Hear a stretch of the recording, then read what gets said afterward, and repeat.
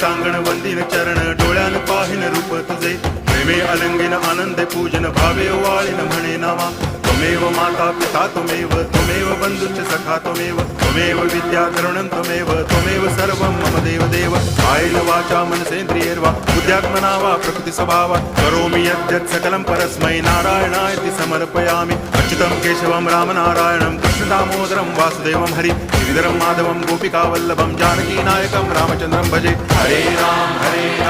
Ram Ram Hare Hare Hare Krishna